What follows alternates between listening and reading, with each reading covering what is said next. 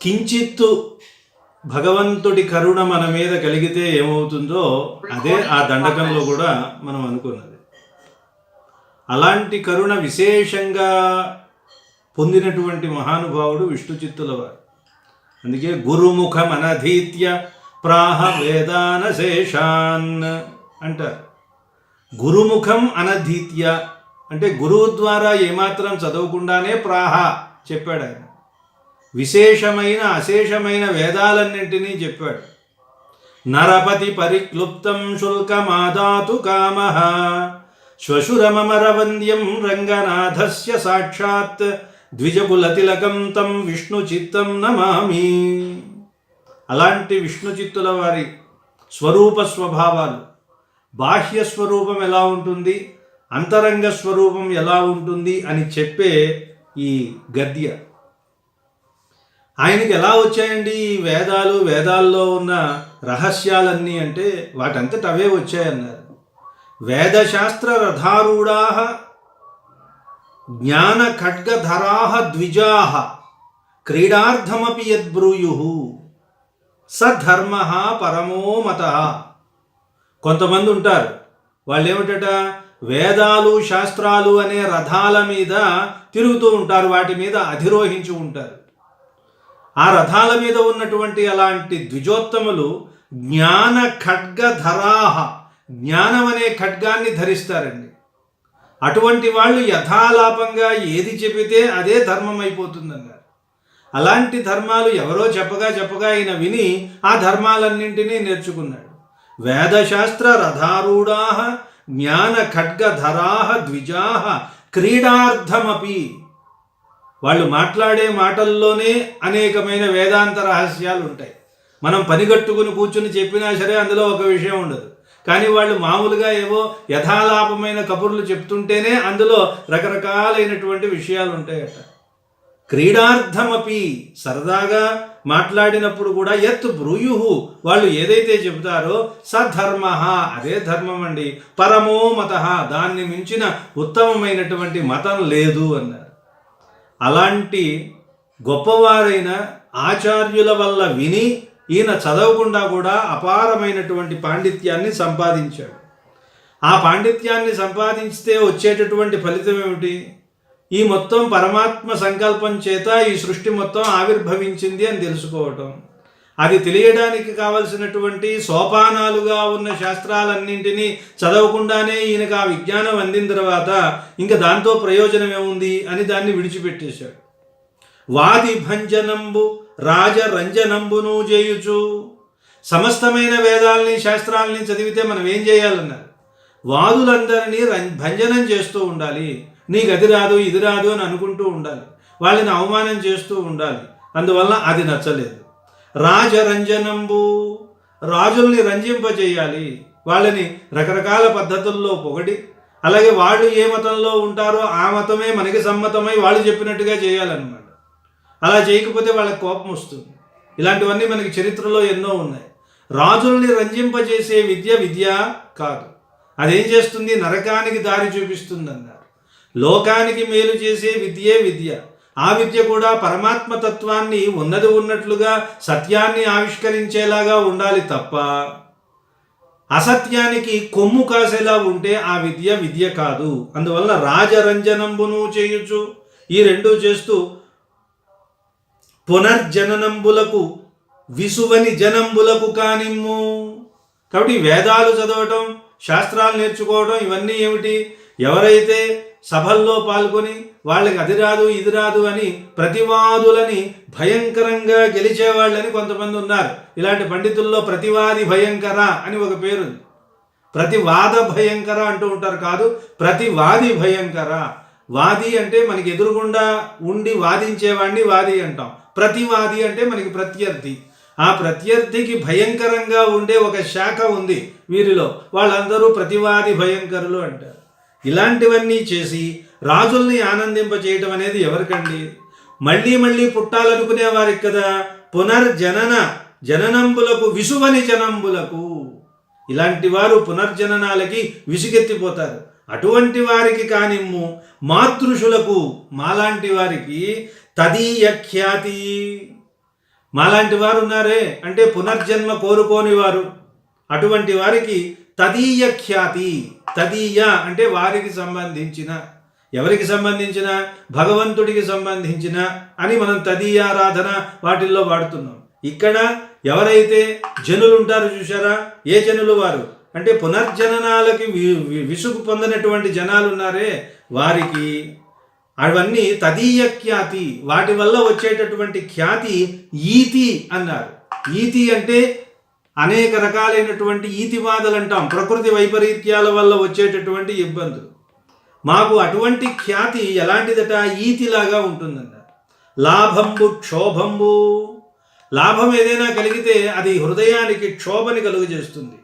పూజనంబు ఉద్వేజనంబు, పూజనము ఎవరైనా వచ్చి మనకి నమస్కారం చేశారనుకోండి, మనం ఏం చేయాలి, అందుకు అర్హత లేకపోయినా సరే నమస్కారం చేసేస్తూ ఉంటే వాటిని మనం మనసులో భగవంతుడికి సమర్పించాలి, ట్రాన్స్ఫర్ చేసేయాలన్నమాట. అడ్రస్ లేకపోతే కొరియర్ ఏమవుతుందండి, ఇటు వచ్చి వేరే చోటకి వెళ్ళినట్లుగా మీరు సమర్పించిన నమస్కారాలన్నీ ఎదుగో వెంకటేశ్వర స్వామి వారికి నేను సమర్పిస్తున్నానని మనసులో అనుకోవాలి. అంతే తప్ప వాళ్ళు తీసుకొచ్చి మనకి నమస్కారం చేస్తున్నారు అంటే దాన్ని భరించేటటువంటి శక్తి మనకి ఉందా అని మనం ఆలోచించుకోవాలి.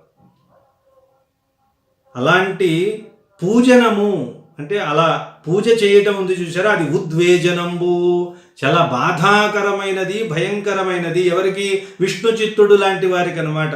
అని వితర్కించి వేదాలను శాస్త్రాలను చదివి తద్వారా రాజుల్ని ఆనందింపచేసి సభల్లో ప్రతివాదుల్ని భయంకరంగా ఓడించి వాళ్ళని ఇబ్బంది పెట్టి ఇలాంటి పనులన్నీ చేయటం ఉన్నాయి కదా, ఇవన్నీ మనలాంటి వారికి కాదండి.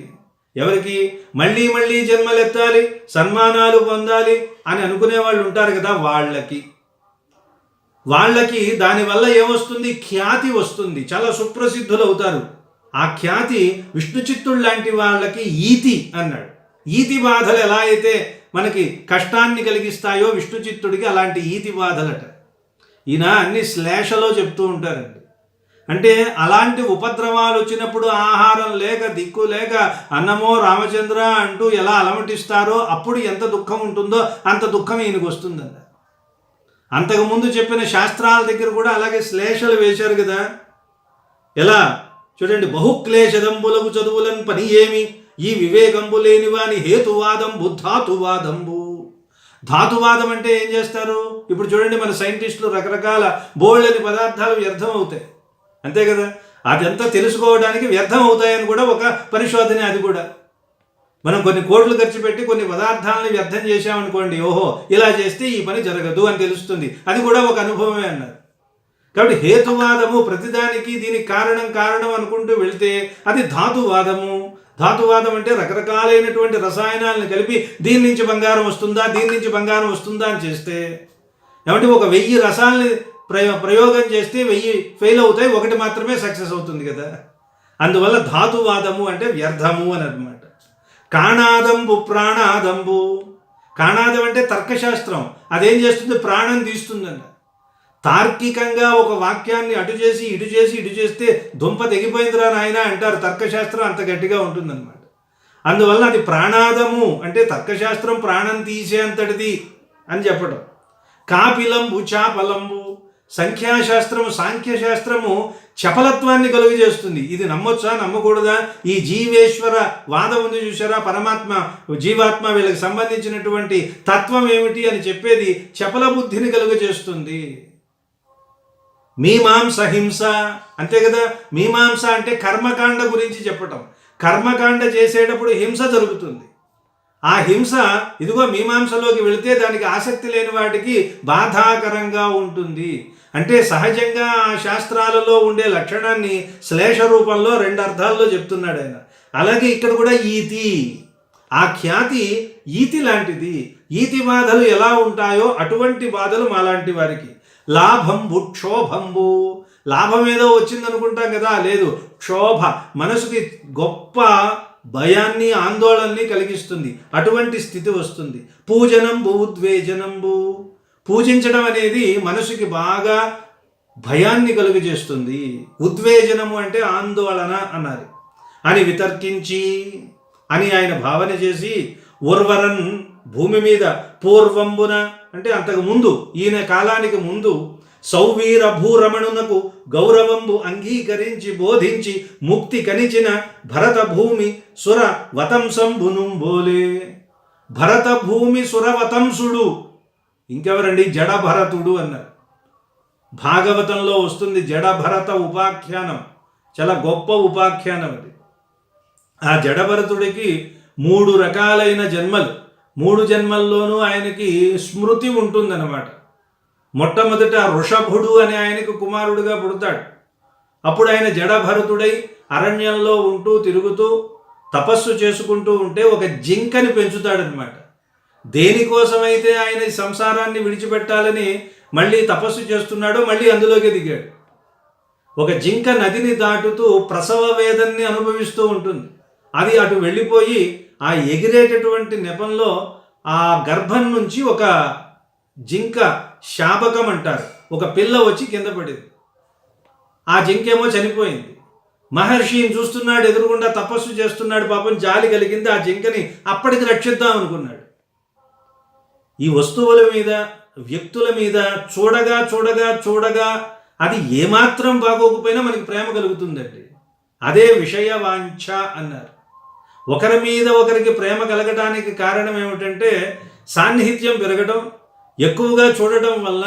మొట్టమొదటిసారి చూడండి, ఎవరైనా వ్యక్తి మనకి నచ్చరు. నచ్చని వ్యక్తిని కూడా పదే పదే పదే పదే చూడగా మనసుకు ఒక రకమైనటువంటి జిడ్డు ఏర్పడుతుంది. దాన్ని స్నేహము అన్నారు. స్నేహ అంటే జిడ్డు అని అర్థం. నూనెని ఇలా పట్టుకుని ఇలా అనండి, జిడ్డు తగులుతుందే, దానికి స్నేహ అని పేరు. ఆ స్నేహమే తెలుగులో నెయ్యము అయ్యింది. స్నేహము అదే నెయ్యి. నెయ్యి అంటారే, ఆ నెయ్యి సంస్కృతంలో స్నేహ నుంచి వచ్చింది, ఆ జిడ్డు అనమాట. ఇది ఎందుకు కలుగుతుందంటే అదంతే సర్వసాధారణమైన విషయం అన్నమాట. ఒక గురువు గారిని ఒక శిష్యుడు అడిగాడు, అయ్యా నాకు ఈ సంసారంలో ఉండాలని లేదండి, నేను సన్యాసం తీసుకోవాలనుకుంటున్నాను, ఏం చేయమంటారు?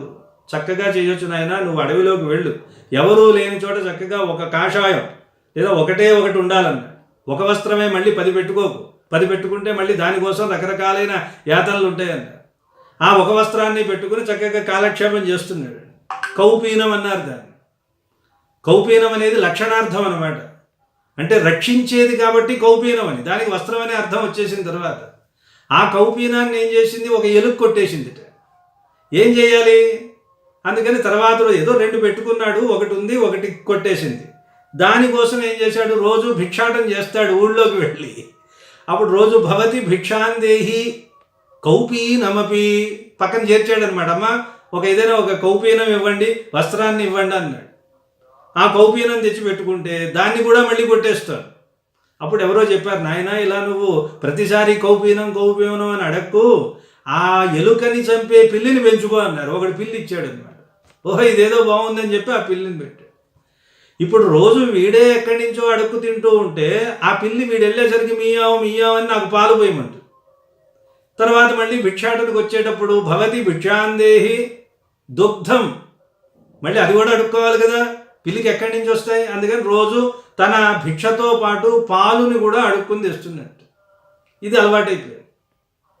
తర్వాత కొన్నాళ్ళు పోయిన తర్వాత అలా ముందుకు వెళ్ళాక అందరూ అన్నారు, ఎన్నిసార్లు అండి ఈ పాలు పాలు పాలు అని అందరిని అడుగుతాం. అందరూ అడుగుతారు, ఏమయ్యా నువ్వు సన్యాసి, నీకు పాలు ఎందుకయ్యా, ఏదో తిని బతకవలసింది పోయి అంటే మళ్ళీ చెప్పుకోవాలి పిల్లి ఒకటి ఉందండి. పిల్లి ఎందుకు నీకు అంటే ఎలుక ఒకటి ఉందండి, దాన్ని చంపడం కోసం ఈ పిల్లి, ఆ ఎలుక ఎందుకయ్యా అంటే నా కౌపీనం, ఇదంతా చెప్పుకోవాలని ఇబ్బందిగా ఉంది అంటే సరే ఓ పని చేయి, ఒక ఆయన ఇచ్చాడు, ఒక ఆవు ఇస్తాను, ఆవుని తీసుకెళ్ళి చక్కగా కట్టేసుకో, దాన్ని బ్రహ్మాండంగా మేపితే పాలు వస్తాయి కదా, అది పిల్లికి పోయి.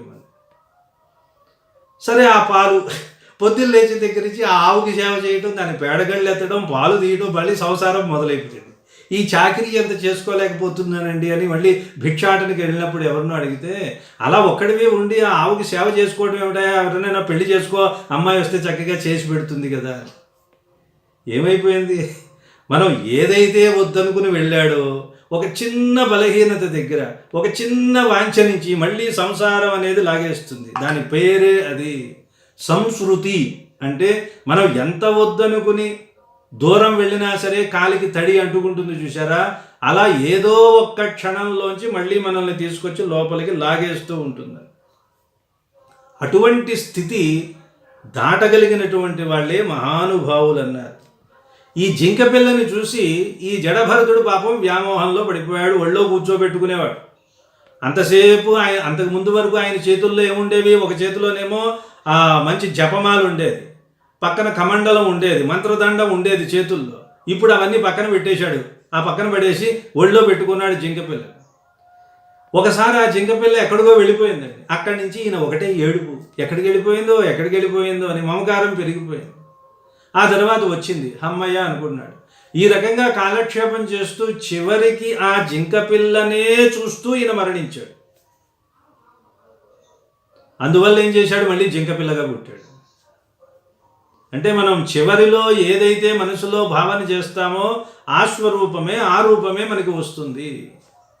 ఆ తరువాత జింకపిల్లగా పుట్టి కూడా ఆయనకి పూర్వజ్ఞానం ఉండటం వల్ల ఇటు తిరిగి పులాహ మహర్షి అని ఒక మహర్షి ఆశ్రమంలోకి వెళ్ళి అక్కడ తనువు త్యజించి అక్కడ సర్వసంగ పరిత్యాగిగా పుట్టి తర్వాత జడభరతుడిగా పుడతాడు.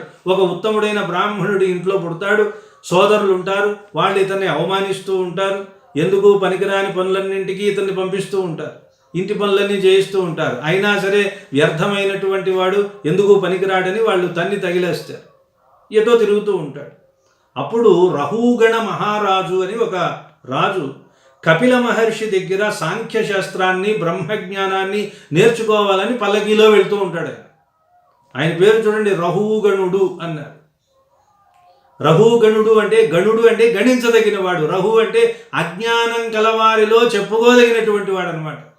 ఏమంటే ఈ లోకంలో అజ్ఞానవంతుల్లో గొప్పవాడు ఎవరయ్యా అంటే మొట్టమొదటి పేరు ఆయన పేరు చెప్పొచ్చు అనమాట. అంత అజ్ఞాని రహూగణుడు అన్నారు.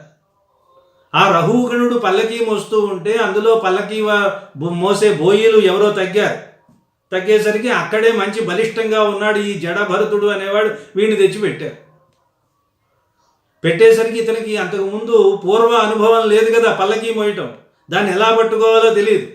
ఒక లయాత్మకంగా వాళ్ళ నడకంతా ఉండాలి కదా, అది లేదు. వాళ్ళు అటువైపున వెళ్తూ ఉంటే వీడు ఇటు లాగుతున్నాడు. కాబట్టి గతుకుల రోడ్లో కారు వెళ్తే ఎలా ఉంటుందో అలా అసౌకర్యం కలిగింది రాజుగారికి.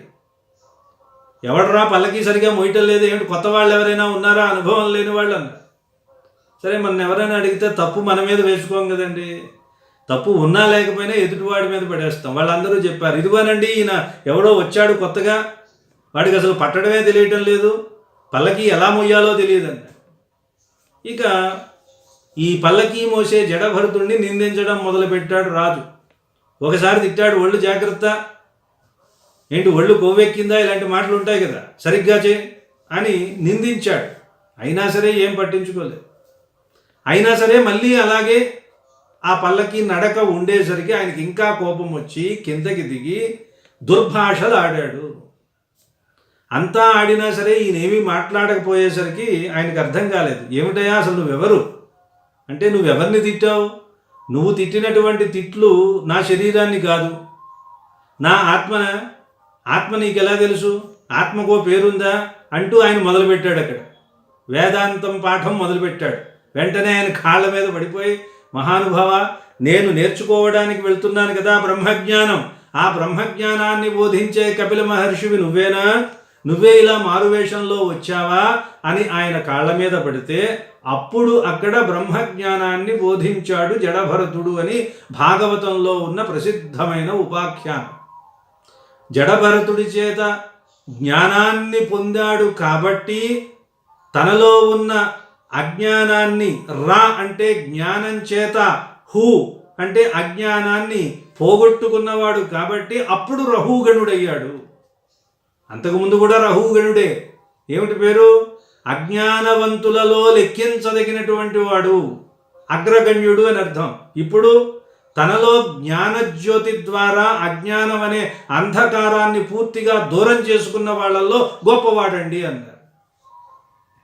సంస్కృత భాష ఎలాంటిదంటే మనకు కావాల్సినట్టుగా ఎలా కావాలంటే అలా సందర్భాన్ని బట్టి చాలా చక్కగా చెప్పుకోవచ్చు అనమాట. అది మహానుభావులు అందులో ఉన్నటువంటి అర్థాన్ని అన్వేషించి చెప్పేటటువంటి మాటలు. ఒక రాజుగారి దగ్గరికి వెళ్ళి అన్నట్ట, రాజా నువ్వు నేను ఒకటేనయ్యా అన్నట్టు. ఆయనేమో లక్షాధికారి, వీడు భిక్షాధికారి అనమాట. భిక్షాధికారి అంటే ఇక్కడ అధికారం కాదు, భిక్ష పొందడానికి అర్హత ఉన్నవాడని. అధికారి అంటే టార్గెట్ గ్రూప్ అంటాం మనం. ఒకరు చెప్తున్నారంటే ఎవరికి చెప్తున్నారు? వాళ్ళంతా అధికారులు, అంటే అధిగమిస్తారు, తెలుసుకుంటారు. కాబట్టి అధిగతము అంటే తెలుసుకోవటం, ఆ తెలుసుకునే ప్రక్రియ ఉంటుంది కాబట్టి వాడిని అధికారి అన్నారు. కాబట్టి ఈ భిక్షాధికారి వెళ్ళి రాజుతో అంటున్నట్ట, అహం చత్వం చ రాజేంద్ర, ఓ రాజా నువ్వు నేను ఒకటేనయా, లోకనాథాహ ఉభావపి, మనిద్దరం లోకనాథులమే అన్నాడు. ఇదేమిటి, రాజు లోకనాథుడంటే నమ్ముతాం, లోకం మొత్తానికి ఆయన నాథుడు రాజు కాబట్టి. వీడెలా లోకనాథుడండి? చిన్నప్పుడు సమాసాలు చదువుకుని ఉంటారు కదా, షష్ఠీ తత్పురుష అని ఒకటి ఉంది, బహువ్రీహి అని ఇంకో సమాసం ఉంది. లోకనాథ అన్న శబ్దం నీకు షష్ఠీ తత్పురుష, నాకు బహువ్రీహి అన్నట్టు. ఏమిటి షష్ఠీ తత్పురుష అంటే లోకము యొక్క నాథుడు రాజు, అంటే లోకానికి నాథుడు రాజని. బహువ్రీహి అంటే ఏమిటి, లోకమే ఎవడికి నాథుడో వాడు లోకనాథ, అంటే లోకం మీద ఆధారపడి బతికేవాడు వీడని అర్థం. లోకనాథ శబ్దానికి అర్థం అది. అలా రహూగణుడు అంతకుముందు అజ్ఞానం కలిగిన వాళ్లల్లో గణించదగినవాడయ్యాడు. తరువాత తనలో ఉన్న రకారము, రా అనే అక్షరానికి జ్ఞానము, జ్ఞాన బీజం అంటారు. ఆ జ్ఞానంతో తనలో ఉన్న హ హు దానిని ఏం చేశాడు, పోగొట్టుకున్నాడు. అజ్ఞానాన్ని పోగొట్టినవాడు ఆయన. ఎవరండి ఇక్కడ? ఇదిగోండి, సౌవీర భూరమణునకు అన్నాడు. సౌవీర రాష్ట్రానికి రాజు అనమాట. ఎవరు? రహూగణుడు. ఆయన పేరు చెప్పల, సౌవీర రాష్ట్రం. కాబట్టి అని విదర్కించి, ఉర్వరన్ ఈ భూమి మీద పూర్వంబున అంతకు ముందు ఎప్పుడో సౌవీర భూరమణునకు, సౌవీర రాష్ట్రానికి రాజు అయిన ఆ రహూగణ మహారాజుకు గౌరవంబు అంగీకరించి, అతనిలో ఉన్నటువంటి ఆ గురుత్వాన్ని ఒప్పుకొని బోధించి, అతనికి విజ్ఞానాన్ని పంచి, ముక్తికి అనిచిన, అతనికి మోక్షానికి పంపాడే, అలాంటి వాడు ఎవరైనా భరత భూమిసుర. భరత భూమిసుర, భరతుడు అనే పేరు కలిగినటువంటి భూమిసురుడు, ఒక బ్రాహ్మణ వంశంలో పుట్టిన వారిలో వతంసుడు, శ్రేష్ఠుడు. భూమిసుర వతంస అంటే బ్రాహ్మణ శ్రేష్ఠుడు అని అర్థం. ఆయన పేరేమిటి? భరతుడు, అంటే జడభరతుడు అన్నారు. ఆ జడభరతుడు అనే పేరు కలిగిన మహానుభావుడు ఎలా అయితే సౌవీర భూరమణుడైన రహూగణ మహారాజుకి జ్ఞానాన్ని ప్రసాదించి మోక్షాన్ని అందించాడో, అలా దుర్విభావ్యబోధుండై పరమపదంబునను భాగవతులకు ప్రాకృతంబులకు బహుభద్రమూర్తులు భరించి భగవత్ పరిచర్య చేయుటయ పరమ పురుషార్థం బగుటయరింగి. దుర్విభావ్య బోధుండై, విభావ్యము అంటే మనసులో భావన చేయటం. దుర్విభావ్య బోధుండు అంటే ఎవరికీ ఊహింపరానటువంటి విషయాలన్నింటినీ బోధించి, పరమపదంబునను పరమపదంలో భాగవతులకు అప్రాకృతంబులకు బహుభద్రమూర్తులు భరించి. అంటే ఇక్కడ బాగా ఎవరికీ తెలియని విద్యని చదివి చదివి చదివి పైకి వెళ్ళిన తర్వాత వాళ్ళు ఏం పొందుతారండి అన్నారు. ఏం పొందరండి, అలా చూస్తూ ఉంటారన్నారు. ఏం చూస్తూ ఉంటారు? విష్ణో పరమం పదగం సదా పశ్యంతి సూరయ అన్నాడు అక్కడ. దివీవ చక్షురాతతం తద్విప్రాసో విపన్యవోజాకృదాం సవింధతే అని ఒక మంత్రం ఉంది. అంటే వాళ్ళు సదా పశ్యంతి సూరయ, వాళ్ళు ఏం చేస్తూ ఉంటారు? ఆ సూర్యులు పరమాత్మనే సాలోక్యం చేస్తూ ఉంటారు. అంటే భగవంతుణ్ణి ఎల్లప్పుడూ చూడటమే సాలోక్యము. సా లోక సాలోక్య, సాయుజ్య యుక్ అంటే ఆయనలో కలిసిపోవడం సాయుజ్యము. సామీప్యము అంటే ఆ భగవంతుడు పక్కనే ఆయన ఒక కుర్చీలో కూర్చుంటే మనం కూడా అలాగే కూర్చోవటం, అది సామీప్యం, పక్కనే ఉండటం అన్నమాట. ఈ సారూప్యము, సామీప్యము, సాలోక్యము, సాయుజ్యము ఇలాంటివన్నీ ఉన్నాయి చూసారా. సౌశీల్యము అని ఇంకొకటి ఉంది. సౌశీల్యం అంటే తనకంటే తక్కువ వారితో కూడా సమానంగా ఉండగలగడు. ఎక్కడో పరమపదానికి వెళ్ళి పొందాల్సిన అవసరం లేదండి. శ్రీకృష్ణ పరమాత్మ ఇవన్నీ వ్రేపల్లెలో అందరికీ అందించాడు. శ్రీకృష్ణుడితో చెట్టపట్టాలు వేసుకుని ఉన్నారు కదా, సామీప్యం అనే మోక్షాన్ని అనుగ్రహించాడు. సాలోక్యము శ్రీకృష్ణుడినే చూస్తూ ఉన్నారు అందరూ, వాళ్ళకి అది ఇచ్చేశాడు.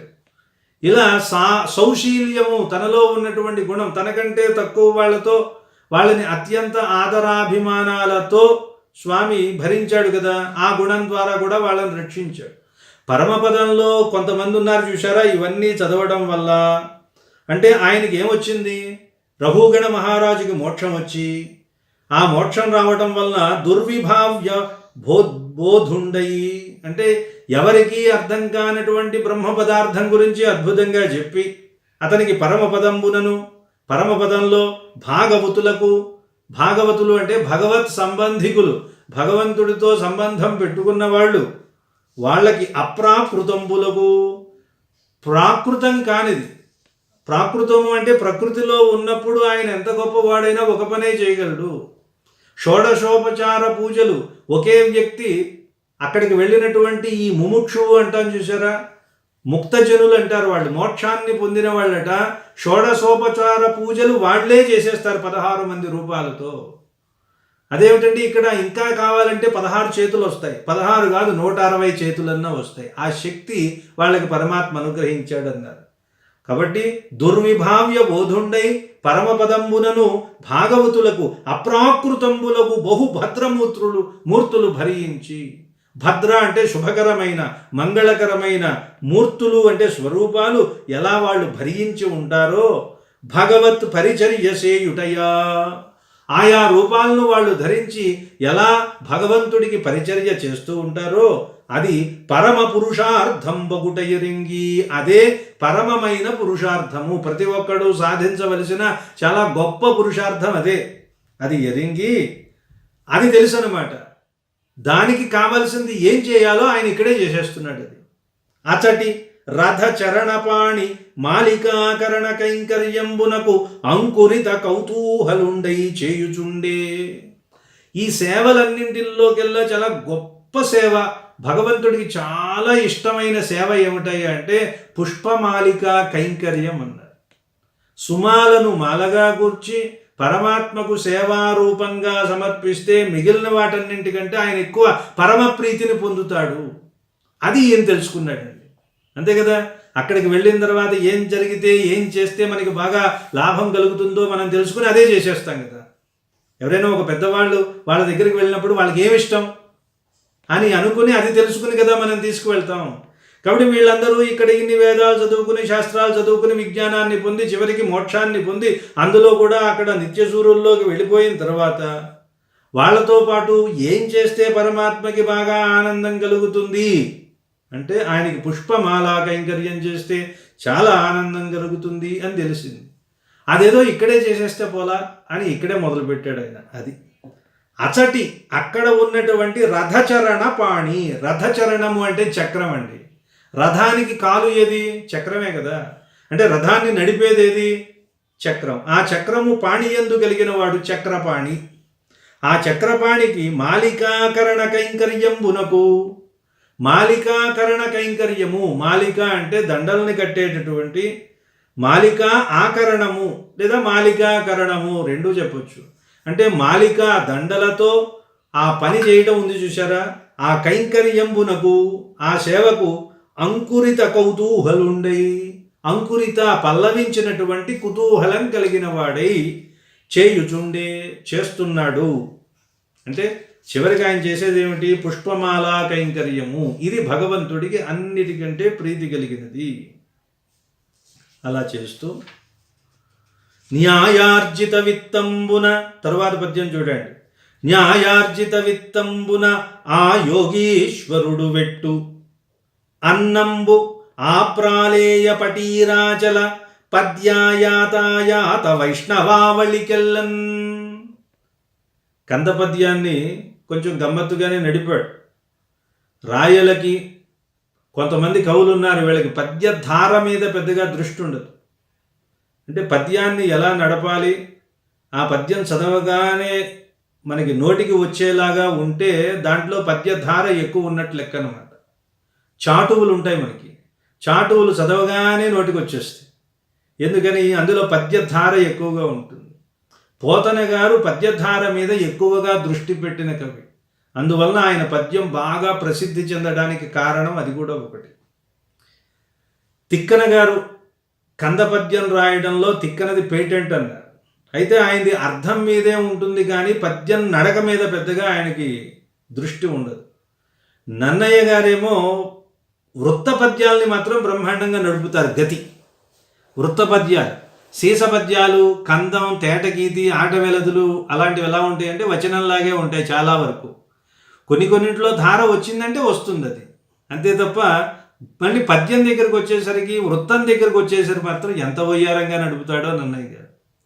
పోతన గారు వీళ్ళందరినీ కలిగి వచ్చి అందరి గుణాలని తీసుకుని అటు తిక్కన గారి అర్ధపుష్టి, నన్నయ్య గారి శబ్ద దృష్టి, ఈ రెండింటినీ కలిపి పద్యధారను మేళవించి ఆయన అందంగా పద్యాలు రాశాడు.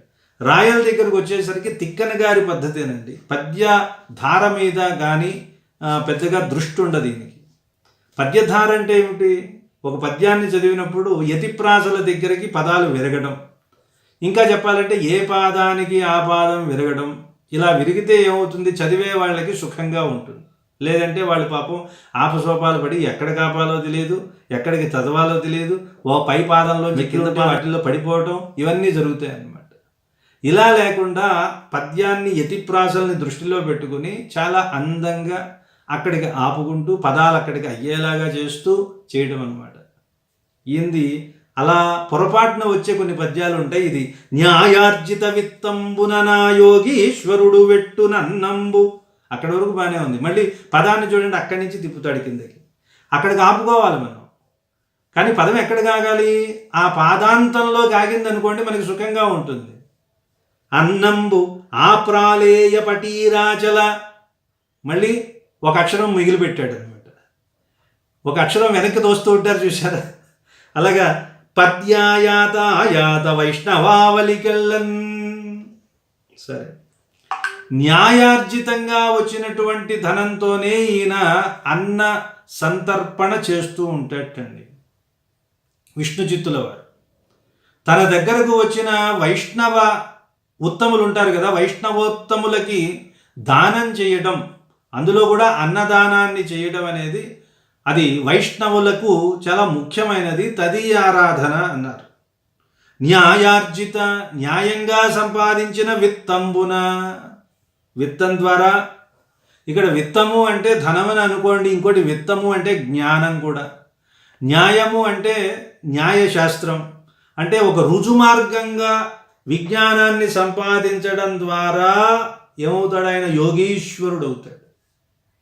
నిజానికి ఇక్కడ న్యాయార్జిత విత్తము అంటే ధనానికి గురించి చెప్పిందే, కానీ లోపల ఆలోచిస్తే విత్తము అంటే పాండిత్యం, అంటే తెలివి. ఆ తెలివి ఎలా వస్తుందండి? న్యాయం ద్వారా వస్తుంది. న్యాయం అనేది ఒక శాస్త్రం. న్యాయశాస్త్రం, న్యాయం వైశేషికం అంటారు కదా, అంటే పరమాత్మ గురించి చెప్పేటటువంటి జ్ఞానం అన్నమాట. ఆ జ్ఞానం ద్వారా వచ్చినటువంటి తెలివి వలన ఈయన యోగీశ్వరుడు అయ్యాడు. అందువలన న్యాయార్జిత విత్తంబునన్ ఆ యోగీశ్వరుండు. ఆ యోగీశ్వరుడు అంటే యోగులలో ఈశ్వరుడు, అక్కడ యోగ ఈశ్వరుడు కాదు, యోగి ఈశ్వరుడు. మరి పైన మనం అనుకున్నటువంటి లక్షణాలన్నీ ఆయన్ని యోగిగా చెప్తున్నాయి కదా. యోగి అంటే అర్థం ఏమిటి? యోగం కలిగిన వాడు. ఎవరితో యోగం? పరమాత్మతో ఒక సంబంధాన్ని ఏర్పాటు చేసుకున్నాడు కదా, అదే యోగం అన్నమాట. అలాంటి యోగం కలిగిన యోగులలో ఈయన ఈశ్వరుడు. యత్ర యోగీశ్వర కృష్ణ అన్నారు కదా, ఎక్కడైతే యోగీశ్వరుడైన కృష్ణుడు ఉంటాడో అక్కడ యోగేశ్వర కృష్ణ అని చదువుతుంటారు కొంత తెలియక. యోగ ఈశ్వరుడు అంటే యోగమునందు గొప్పవాడు కాదు, యోగి, యోగులలో గొప్పవాడు యోగీశ్వర. ఈయన కూడా యోగీశ్వరుడు. ఈయన పెడతాడట, వడ్డిస్తాడు. ఏమిటి వడ్డిస్తాడు? అన్నంబు, వచ్చిన వాళ్ళకి భోజనం పెడతాడండి. ఎక్కడి నుంచి ఎక్కడి వరకు వస్తూ ఉంటారు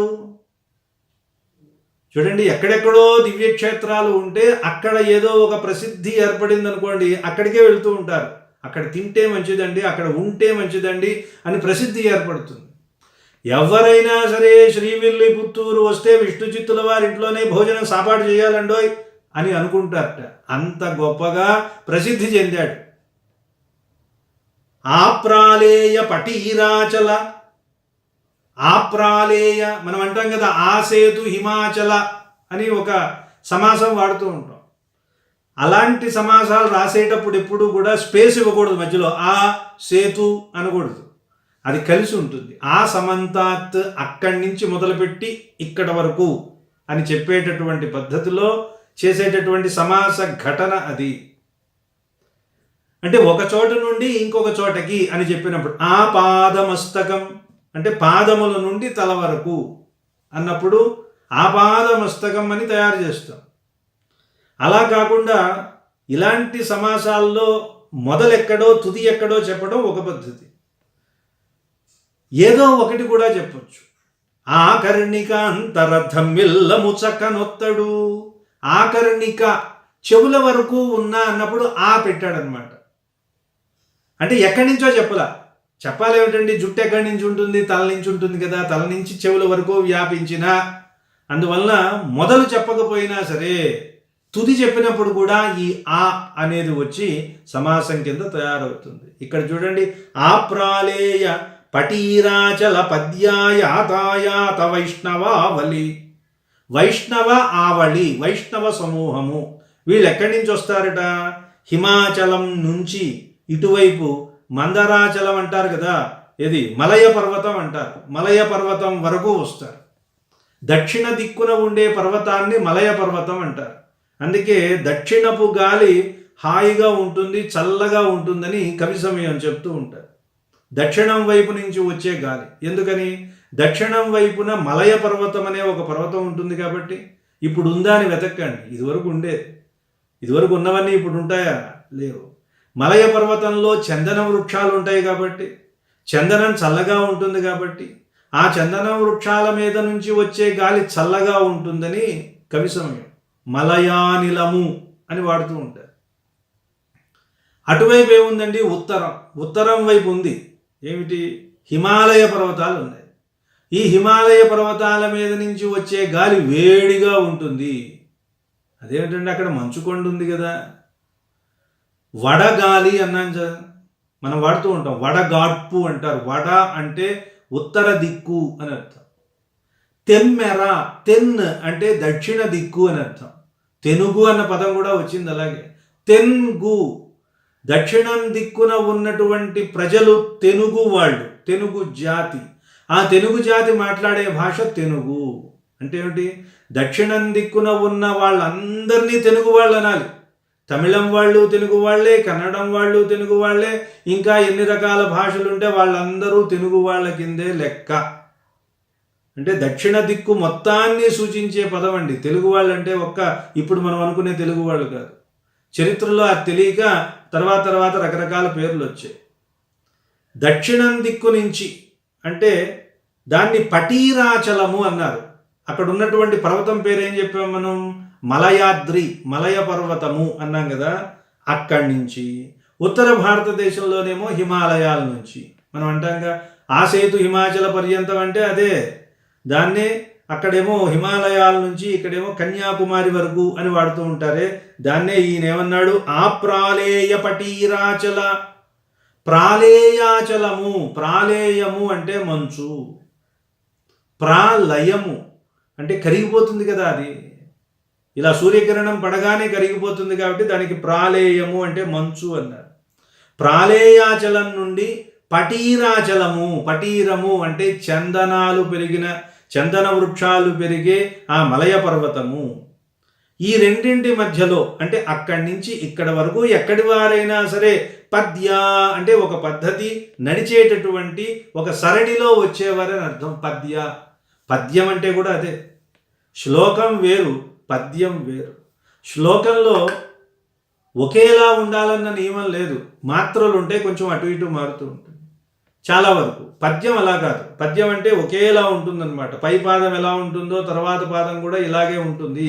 ఒకే పద్ధతిలో నడిచేది అనే అర్థంలో పద్యం అంటాం. ఇక్కడ పద్య అంటే ఒక పద్ధతి.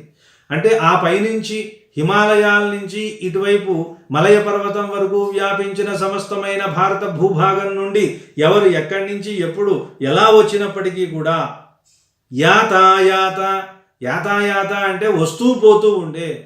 యాత ఆయాత, వెళ్ళిన వాళ్ళు మళ్ళీ ఆయాత వచ్చిన వాళ్ళు, ఇలా వస్తూ పోతూ ఉండే వైష్ణవావళికెళ్ళన్ వైష్ణవ స్వాములందరికీ ఈయన అన్నంబున్ పెట్టు, అన్నాన్ని పెడుతూ ఉంటారు. వాళ్ళు ఎక్కడి నుంచి వస్తూ ఉంటారట? రకరకాల ప్రాంతాల నుంచి వస్తారు. వాళ్ళకి ఎలా పెడతాడు ఈయన అంటే న్యాయార్జిత విత్తంబున, న్యాయంగా ఆర్జించిన ధనం చేత మాత్రమే ఈయన పెడతాడు. అది విశేషం. అలాంటి విష్ణు చిత్తుడు పెడతాడు అని ఊరికే చెప్తే కాదండి. ఎందుకంటే ఈయనకి మఠాలు తెలుసు, సత్రాలు తెలుసు, వాటిల్లో భోజనాలు ఎలా ఉండాలో ఎలా ఉంటాయో బాగా తెలిసినవాడు కాబట్టి ఏ కాలంలో ఏ ఆహారం తింటే మంచిదో బాగా తెలిసినవాడు కాబట్టి ఇక్కడ చెప్తున్నాడు చూడండి. వర్షకాలంలో ఎలాంటి ఆహారం తినాలి, శీతకాలంలో ఎలా తినాలి, గ్రీష్మంలో ఎండాకాలంలో ఎలాంటి ఆహారం తినాలి అని తెలిసినవాడు కాబట్టి విష్ణు చిత్తుడు తన దగ్గరకు వచ్చినటువంటి భక్తులకి, వైష్ణవ స్వాములకి ఇలాంటి భోజనాలు పెడతాడట. మొట్టమొదట వర్షర్తు సమయంలో ఎలాంటివి పెడతాడో చెప్తున్నాడు చూడండి. చాలా మంచి పద్యాలు. ఇక్కడ సామాజిక పరిశీలన రాయలవారిలో ఎంత గొప్పగా ఉంటుందో ఈ పద్యాల ద్వారా తెలుస్తుంది. చాలా ప్రసిద్ధమైన పద్యాలు కూడా. గగనము నీటి బుగ్గకెనగా జడివట్టిన నాళ్ళు, భార్య కన్ పొగసొరకుండ నారికెడపున్ బొరియల్ దగిలించి వండ, అయ్యగ ఫల ముంచివెట్టు కలమన్నమునొల్చిన ప్రప్పు నాలుగేన్ పొగపిన కూరలున్, ఒడియముల్ వరుగుల్ పెరుగున్ ఘృతప్లుతిన్. వర్షాలు పడేటప్పుడు ఎలాంటి ఆహారం తినాలో మనం వీటిని నోట్ చేసుకుని పాటించవలసిందనమాట, ఆరోగ్యానికి తగినట్టుగా. ఎలా పడుతుందట వర్షం? గగనము నీటి బుగ్గకెనగా, ఆకాశంలో ఒక నీటి బుగ్గ పుట్టి ధారాపాతంగా నీళ్లు కురుస్తూ ఉంటే ఎలా ఉంటుందో అలాంటి వర్షం కురిసేటప్పుడు. నీటి బుగ్గ అంటూ ఉంటారు కదా, కొన్ని ఊర్లలో కూడా కాశీ బుగ్గ ఇలాంటి ఊళ్ళు ఉన్నాయి. బుగ్గ అంటే భూమిలో నుంచి పొంగుతూ వచ్చేటటువంటి ధారాప్రవాహంగా వచ్చే నీరు, దానికి బుగ్గ అంటారు. గగనం ఆకాశం ఒక నీటి బుగ్గ అయిపోతే, అంటే ఎడతెరిపి లేకుండా వర్షం పడటం అనేదాన్ని ఉత్ప్రేక్షించాడనమాట కవి. మనం అంటాం కదా, ఆకాశానికి చిల్లులు పడ్డాయి, ఏదో మిన్ను విరిగి మీద పడింది, ఇలాంటి నుడికారాలు. గగనము నీటి బుగ్గతో సమానంలాగా ఉంటే, ఎన అంటే ఉపమా వాచకం, అది ఎన అంటే సాటి రాగా అని అర్థం. గగనము నీటి బుగ్గకు ఎనగాన్, అప్పుడు మీరు దాన్ని ఆకాశం అనకండి, ఏమన్నా నీటి బుగ్గ అనండి, అలా పడుతోంది వర్షం. జడివట్టిన నాళ్ళు, జడివట్టిన అంటే ముసురు పట్టినటువంటి రోజుల్లో, మామూలుగా జడి అంటే హోరన వర్షం కురవడం అన్నమాట. ముసురు పట్టిన కాలం వేరు. మేఘచ్చన్న దినం అంటారు, దాన్ని దుర్దినం అంటారు. దుర్దినం అని ఉంది సంస్కృతంలో. దుర్దినం అంటే మేఘాలు ఆవహించి ఇక వర్షం కురుస్తుంది అనే పరిస్థితి ఉన్నటువంటి రోజుని దుర్దినం అన్నారు. మామూలుగా దుర్దినం అంటే మనకి చెడ్డ రోజు అని మనకి తెలుసు కదా, కానీ సంస్కృతంలో దుర్దినం అంటే మేఘచ్చన్న దినం దుర్దినం అన్నారు. మేఘాలు కప్పివేసినటువంటి రోజు. అందుకే తద్దినాలతో తద్దినం భోజనాలతో కాలక్షేపం చేసే జీవితాన్ని గడిపే బ్రాహ్మణుడు ఉన్నాడు అనుకోండి, అది అంటూ ఉంటాడట, యద్దినం నాస్తి తద్దినం తద్దినం మమ దుర్దినం అంటాడు. ఎత్తి దినం ఏ రోజైతే నాస్తి తద్దినం, నాకు తద్దినం ఉండదో, తత్ దినం ఆ దినం మమ నాకు దుర్దినం. అంటే వర్షాకాలంలో ఎలా అయితే బయటికి వెళ్ళమో అలా వెళ్ళనటువంటి ఒక చెడ్డ రోజు అని అర్థం అన్నమాట. ఈ రకంగా గగనము నీటి బుగ్గకెనగా జడివట్టిన నాళ్ళు, జడి పట్టిన నాళ్ళు అంటే వర్షాలు కురిసేటటువంటి ఆ రోజుల్లో పాపం మరి కట్టెలలా అండి పొయ్యి మీద వండాలంటే. భార్య కన్ పొగ సొరకొండ, భార్య కంటిలో పొగ అంటే అందరూ ఇళ్లలో ఉన్నప్పుడు బాగా పొగ పెడితే బయటికి వెళ్ళలేరు కదా, పొమ్మని లేక పొగ పెట్టారని ఒక సామెత ఉంది. మరి వర్షకాలంలో అందరూ ఇళ్లల్లోనే ఉంటారు, ఇంటి నిండా పొగ నిండిపోయేలాగా వంట వండుకుంటూ కూర్చుందనుకోండి ఆవిడ, ఏం చేయాలి? అందువల్ల భార్య చాలా తెలివైంది కాబట్టి పొగ రాకుండా వంట చేస్తుంది. ఎక్కువ పొగ రాకుండా వంట పూర్తవ్వాలి అంటే దానికి ఏం చేయాలి? ఎండిపోయిన కొబ్బరి బొండాలతో చేయాలన్నారు. ఎండిన కొబ్బరి బొండాలు ఉంటాయి చూసారా, అది. భార్య కన్ పొగ సొరకుండా, కళ్ళల్లో పొగ ప్రవేశించకుండా నారికెడపున్ పొరియల్ తగిలించి, ఆ తగిలించి అన్న క్రియ చూడండి, పొయ్యిలో పెట్టంలా అలా అలా తగిలించడం అనమాట. ముందేదో ఒక కట్టితో వంట నడుస్తూ ఉంటుంది, మధ్యలో వేస్తూ ఉంటారనమాట. ఏమిటవి? నారికెడంపున్. నారికెడంపు అంటే నారికేళపు బొరియల్, అంటే తాగిపడేసినటువంటి ఆ బొర్రలు అంటారే, ఆ బొరియల్ తగిలించి. అవి వేయగానే పొగ తగ్గుతుంది అనమాట. వండుతుంది. ఎప్పుడు? వర్షాకాలంలో ఎలాంటి వంట చేయాలి? ఏం వండుతుందండి? ఆ వండిన వాటిని ఎలా పెడుతుంది? వండన్ అయ్యగపల ముంచి పెట్టు. అపక అంటాం చూసారా? అపకలు అంటారు, పెద్దగా వెడల్పుగా ఉండి ఇలా తీయడానికి ఉండేది. ఆ అపకనే అబక అంటారు. ఆ అబకకి వర్ణం వ్యత్యయం అయితే అగప అయింది. ఒక అక్షరం అటు ఇటు చూడండి. ఆ గాని కా అని పలుకుతాం. అయ్యగపల అంటే ఆ కొబ్బరి పెంకులతోనే గరిటెలుగా వాడేటటువంటి పద్ధతి. అయ్యగపల ముంచి పెట్టు అంటే ఆ కొబ్బరి చిప్పల్ని, ఎండిపోయిన కొబ్బరి చిప్పల ముక్కలు ఉంటాయి చూసారా, వాటినే అపకల్లాగా ముంచి పెడతారట. ఏం పెడతారండి? కలమాన్నము. అతిథులు వస్తే ఏదో మనకి పనికిరానివన్నీ దోషిస్తే అయిపోతుంది అనుకుంటూ ఉంటారు, అంతే కదా? అలా కాదట, కలమ అన్నము. రకరకాలైన ధాన్యాలు ఉన్నాయి, ప్రాచీనులు కవులు చెప్పినవారు. అందులో చాలా గొప్ప ధాన్యము కలమ అనే పేరు కలిగిన ధాన్యము. అంటే ఇవి చాలా సన్న బియ్యం అన్నారు. ఇప్పుడు రకరకాల బియ్యాలు చెప్తూ ఉంటారు చూసారా, బాగా సన్నగా ఉండేటటువంటి బియ్యానికి కలమ ధాన్యము అని పేరు. దీనికే ఇంకొక పేరు శాలి. మనకి అంతకుముందు బాతువుల గురించి చెప్పినప్పుడు శాలి గోప్యౌఘములు అన్నాడు చూసారా. శాలి అంటే ఈ కలమ ధాన్యాన్ని పండించేటటువంటి తోటలు అనమాట. అంటే సన్న బియ్యం అనుకోండి, చాలా అన్నిటికంటే నాణ్యమైన ఉత్తమమైనటువంటి ఆ ధాన్యంతో, ఆ బియ్యంతో చేసినటువంటి అన్నం. అగపల ముంచి పెట్టు కలమన్నము అంటే ఆ సన్నని బియ్యం తినాలన్నమాట. ఒల్చిన పప్పు, పెసరపప్పులు లాంటివి ఉంటాయి చూసారా, పైన తొక్కు లేకుండా అది వడపోసినటువంటి పప్పు. అంటే పప్పు చేసుకోవడంలో కూడా పైన కందిపప్పు కూడా పైన పొట్టుతో తయారు చేసే పద్ధతి కూడా ఉంది. కానీ ఈ వర్షాకాలంలో ఆ పొట్టుతో చేస్తే అజీర్తి చేసి దానివల్ల రకరకాల ఇబ్బందులు వస్తాయని ఒలిచిన పప్పు, అంటే ఒలిచిన పప్పుతో ఆ పదార్థాలు చేయటం. నాలుగేన్ పొగపిన కూరలు, 4 కానీ 5 కానీ పోపు వేసిన కూరలు.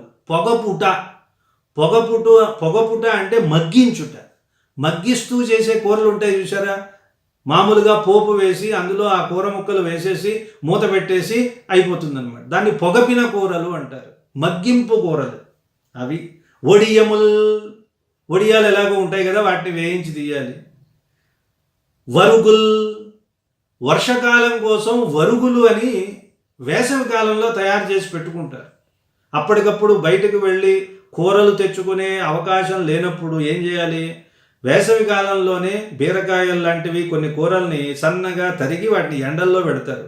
అంటే ఇప్పుడు వడియాలు లాంటివి అనుకోండి. వాటిని వర్షాకాలంలో కానీ లేదా ప్రయాణాల్లో కానీ వాటిని చక్కగా వేసుకుని వెళ్తారు. ప్రతి చోట కూరగాయల కోసం వెతుక్కోవాల్సిన అవసరం లేదు. వాటిని నూనెలో వేసి అలా వేయించి తీశారనుకోండి, కూర తయారైపోతుంది. వాటిని వరుగులు అంటారు. ఆ వరుగులు. పెరుగు. ఘృతప్లుతిన్, ఈ ఘృతప్లుతిని ముందు పెట్టుకోండి. అంటే పెరుగులో నెయ్యి వేసుకోరు కదా, పదాలను ఎక్కడైనా మనం అన్వయం చేసుకోవచ్చుగా. ప్లుతి అంటే ప్రవాహం అన్నమాట. నెయ్యి వాడాలి వర్షాకాలంలో. ఎలా? చేతుల మీద నుంచి ఇలా కారాలన్నాడు. వేటిల్లో? పప్పుల్లోనూ 4-5 కూరలు ఇవన్నీ ఉన్నాయి చూసారా, వీటిల్లో పెరుగులో తప్ప చెప్పినటువంటి పదార్థాలన్నింటిల్లో బాగా ధారాపాతంగా నెయ్యి కారేలాగా పదార్థాల్లో వేసుకుని తినాలి. అదేం చేస్తుంది? ఘృతము అంటే జఠరాగ్నిని బాగా దీపింపజేస్తుంది. ఆ ఘృ అదే ఇంగ్లీష్లో ఘీ అయిందనమాట. ఘృ రెండు ఒకటే. అదేం చేస్తుంది? లోపల ఉన్నటువంటి అజీర్ణమైన ఆ దోషాలని హరింపచేసి జఠరాగ్నిని బాగా ప్రదీపింపజేస్తుంది. కాబట్టి దాన్ని ఘృతము అన్నారు. ఘారయతి, ఘృ అంటే స్రవిస్తుంది కాబట్టి దాన్ని ఘృతము అన్నారు. అంటే ఎక్కడికైనా వెళ్ళిపోగలదనమాట. అన్ని చోట్లకి వెళ్ళిపోయి దానికి కావలసినటువంటి శక్తిని అందించే లక్షణం ఉంది. కాబట్టి ఈ వర్షఋతువులో వర్షకాలంలో నెయ్యి బాగా వాడితే అది మిగిలినటువంటి పనులన్నింటినీ అదే చూసుకుంటుంది అని ఏ ఏ పదార్థాలను తినాలి, ఎలా తినాలి, వంట ఎలా చేయాలి, పొయ్యి ఎలా వెలిగించాలి, పొయ్యిలోకి పుల్లలు ఎలా ఉండాలి, ఇవన్నీ కూడా చెప్పాడు. చూశారా? ఒక్కసారి పద్యం మళ్ళీ చూద్దాం. గగనము నీటి బుగ్గకెనగా జడివట్టిన నాళ్ళు భార్య పొగసొరకుండా అక్కడ భార్యకి కన్నుకేం సంబంధం లేదండి. భార్య కన్ను కాదు, భార్య కర్త అనమాట. అక్కడ భార్య పొగసొరకుండా, ఎవరి కన్నులకి పొగ రాకుండా నారికెడపున్బొరియల్ దగిలించి వండ అయ్యగఫలముంచి వెట్టు కలమన్నము ఒల్చిన ప్రప్పు నాలుగేన్ పొగపిన కూరలున్ ఒడియముల్ వరుగుల్ పెరుగున్ ఘృతప్లుతిన్. వరుగు పెరుగు ఘృతప్లుతి, మంచి నేతిని ధారాపాతంగా వాడుతూ ఇలాంటి ఆహారాన్ని స్వీకరించాలి అని చెప్తున్నాడు. ఇది వర్షకాలం. తర్వాత చూడండి, ఇక వేసవికాలం వచ్చింది. వేసవికాలం మనం విష్ణు చిత్తుడి ఇంటికి వెళ్ళకూడదండి. వెళ్తే మనకేం గిట్టుబాటు కాదన్నారు. చూడండి, పెద్దగా పదార్థాలు ఏం లేవు, అన్నీ కూల్ డ్రింక్స్ లాంటివే ఇస్తారట. తెలి నులివెచ్చయోగిరము తీయని చారులు తిమనంబునన్ పలుచనియంబళు చెరకుపాలు ఎడనీళ్ళు రసావళుల్ ఫలంబులును సుగంధి శీత జలముల్ వడపిందెలు నీరు చల్లయున్ వెలయగబెట్టు భోజనము వేసవి చందన చర్చ మున్నుగన్. ముందు భోజనం పెట్టరండి, రాగానే రండి రండి అని కూర్చోబెట్టి చేతులకి చక్కగా చందనం ఇస్తారు. ముందు రాసుకోండి అయినా చల్లబడండి అన్నాడు. చందన చర్చ మున్నుగన్, ముందుగా చందన పూతలు అయిన తర్వాతే భోజనం. అది కూడా ఒక పద్ధతి అనమాట. అంతే, శరీరం బాగా చల్లబడిన తర్వాత పదార్థాలను తీసుకోవాలి, అది ఒక గౌరవం. చందన చర్చ మున్నుగన్, చర్చ అంటే పూత అని అర్థం. ఇప్పుడు మంది కూడా చర్చ అంటే ఏంటి, ఎవడి అభిప్రాయాలు వాడు పూస్తూ ఉంటాడు అన్నమాట ఎదుటివాడి మీద, అందువల్ల అది చర్చ అంటారు. అంతే కదా, ఒకరి మీద ఇంకొక అభిప్రాయాలు రుద్దబడును పూయబడును అంటాం కాబట్టి దానికి చర్చ. చందన చర్చిత అని ఉంది కదా, చర్చ అంటే పూత. సరే, చందన చర్చ మున్నుగన్, ముందు చందన చర్చ చేసి అయ్యా రండి స్వాగతం దాసోహం కూర్చోండి అని పెడతారట. వేసవికాలం వేడి వేడి ఉడుకు అన్నం తెచ్చి పెట్టేయకూడదు, పొంగులు అసలే వేడి చచ్చూరుకుంటాడు. అందుకని ఎలాంటి అన్నం పెట్టాలో చెప్తున్నాడు. తెల్లని అన్నం పెట్టాలి, ఎందుకని వేసవికాలంలో కొంచెం త్వరగా అరిగిపోవాలి. తెలి నులి వెచ్చ యోగిరము, ఓగిరము అంటే అన్నం. ఆ అన్నం ఎలా ఉండాలండి, తెల్లగా ఉండాలి, స్వచ్ఛంగా ఉండాలి, కొంచెం వెచ్చదనం ఉండాలి. అంటే వేడి లేకపోతే సౌష్ఠవం ఉండదు కదా, చల్లటన్నం పెట్టకూడదు, అందుకని వేడి ఉండాలి. అలా అని వేసవికాలం కాబట్టి ఉడుకుటన్నం పెట్టకూడదు, కొంచెం వేడి ఉండాలి. కవోష్ణము అంటారు దాన్ని. కవోష్ణము అంటే కొంచెము, గోరువెచ్చన అంటారే, తెలుగులో ఎంత మంచి నుడికారం చూడండి. సంస్కృతంలో ఆ నుడికారం రాలా. కవోష్ణము అంటే ఏదో కొంచెం వేడి. ఏం కొంచెం వేడి ఖచ్చితంగా తెలియదు మనకి, ఎంత కొంచెం అండి, ఎన్ని డిగ్రీలు చెప్పలేము. తెలుగులో అయితే చెప్తాం, గోరువెచ్చనండి, గోరు పెడితే కొంచెం వెచ్చగా ఉండాలి. తెలి నులివెచ్చ యోగిరము, తెల్లని నులివెచ్చ అంటే అలాంటి కొంచెం వెచ్చదనం ఉన్న ఓగిరము అన్నం. ఆ అన్నంలో కలుపుకోవడానికి ఏం పెడతారండి, తమిళియన్స్ కదా, తీయని చారులు. ముందు తీయని చారు పోసేస్తారనమాట. అంటే తీసే చారులు తీయని చారులు కాదు, ఒక్కొక్క ప్రాంతంలో చారుల్లో బెల్లం వేయటం, ఇది కూడా పెద్ద సైన్స్ అండి. కొన్ని ప్రాంతాల్లో తీపిని ఒప్పుకోరు. కొంతమంది అటు శ్రీకాకుళం అటువైపు వెళ్ళిన దగ్గర నుంచి తీపి ఉంటుంది చారుల్లో, పులుసుల్లో, అన్నిటిలో కొంచెం అలా తీపి పడేస్తూ ఉంటారు. ఇటువైపు వచ్చేసరికి ఆ తీపి వెయ్యరు. ఇలా రకరకాల ప్రాంతాన్ని బట్టి ఉన్నాయనుకోండి. ఇక్కడ తీయని చారులు, తిమ్మనంబులు. తిమ్మనము అంటే కొంచెం పలచగా ఉండేటటువంటి పదార్థాలు. పలచగా ఉండే పదార్థాలు మజ్జిగ పులుసులు లాంటివి. తిమ్మనము అంటే తేమనము, అంటే మజ్జిగతో చేసినటువంటి పులుసులు. పలుచని అంబళ్ళు, చూడండి అన్ని పలచగానే ఉంటాయి, వేసవికాలం కదా. పల్చగా ఉండే అంబడులు పెట్టాలట. చరకుపాలు, చూడండి గట్టి స్టఫ్ ఏం పడట్లే మనకి, అన్నీ ఏదో రసాలు అవి ఇవి కాలక్షేపం చేసేస్తున్నాడు. ఏమండి, చరకుపాలు, ఎడనీళ్ళు అంటే స్వచ్ఛమైన కొబ్బరి నీళ్ళు, రసావళులు, ఇంకా రకరకాల రసాలు, ఆ రసం ఈ రసం అన్నీ పెడతారు. ఫలంబులును, పళ్ళు కూడా, సుగంధి శీత జలము, వట్టి వేళ్ళు ఇలాంటివి ఉంటాయి కదా, ఆ వేళ్ళని నానబెట్టి దాని నుంచి వచ్చే సుగంధ రసం, సుగంధి అని చిన్నప్పుడు తాగుతూ ఉంటారు, సుగంధి షోడా అని ఉంటుందే, అలా సుగంధి శీత జలము, ఆ వట్టి వేళ్ళని నానబెట్టి తీసినటువంటి కొన్ని రకాలైన శీతల పానీయాలు, వడపిందెలు, బాగా చలవ చేసే పదార్థం అని కవులందరూ బాగా వాడిన పదార్థం ఇది వడపిందె. అంటే మామిడి ముక్కల్ని నానబెట్టి అప్పటికప్పుడు వేసే ఊరగాయలు లాంటివి ఉంటాయి చూసారా, బాగా నిలవ ఉండే ఆవకాయ కాకుండా కొంచెం ఉప్పు వేసి కారం వేసి నానబెట్టే మామిడి పిందెలకి వడపిందెలు అని పేరు. ఇది పెరుగన్నంలోకి మంచి కాంబినేషన్ అన్నారు.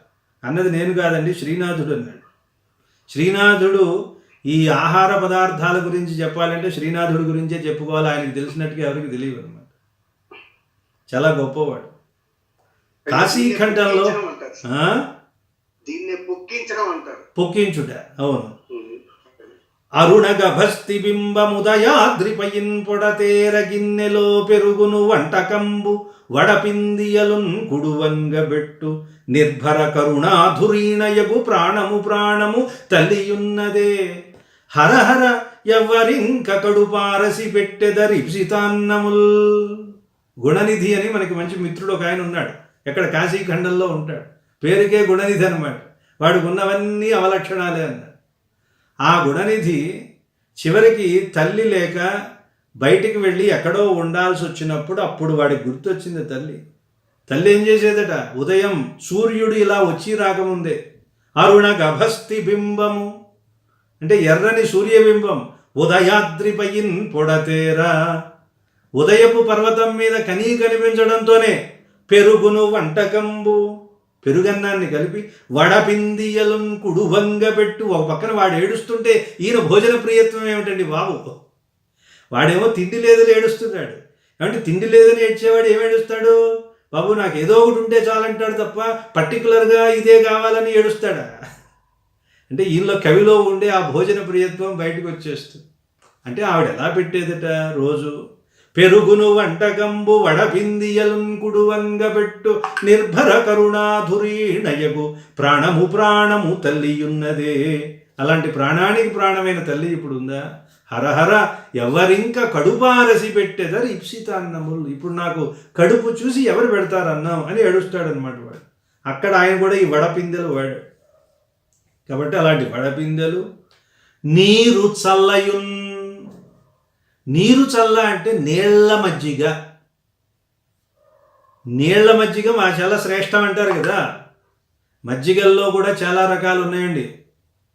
తక్రము అంటారు సంస్కృతంలో. తక్రము అంటే 25% నీళ్లు కలిపిన మజ్జిగకి తక్రము అని పేరు.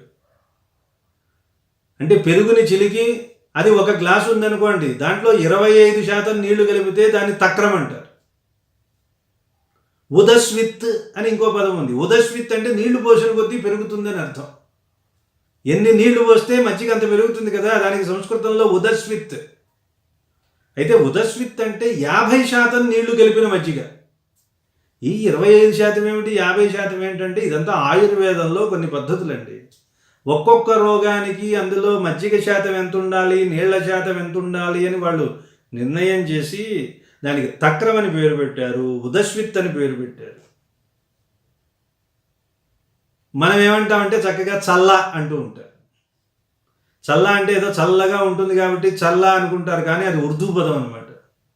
మా బందర్లో చల్ రాస్తా సెంటర్ అని ఒకటి ఉంది. చల్ రాస్తా అంటే అక్కడ చల్ల రాస్తా, చల్ల అమ్మే ప్రాంతం అంటారు దాన్ని. చాచ్ అని ఉర్దూ పదం, అది తెలుగులోకి చల్లగా వచ్చింది. అది ఎలా తెలుస్తుందంటే ఆ చల్ రాస్తా అనేది ఉర్దూ సమాసం, రాస్తా ఉర్దూ. ఈ చల్ల అనేది తెలుగు, రాస్తా రెండు గలవు అనమాట అక్కడ. అందువల్ల రెండు ఉర్దూ పదాలు. కానీ ఈ చల్ల అన్న పదం చక్కని తెలుగు పదం కింద మనకి బాగా అనుకుంటాం మనం. అసలు ఉంది కదా, అసలు అన్న పదమే తెలుగు కాదు, అది ఉర్దూ పదం. మనం అసలు అన్న పదం వాడుతూ ఉంటుంది కదండి, ఎక్కువగా వాడతాం.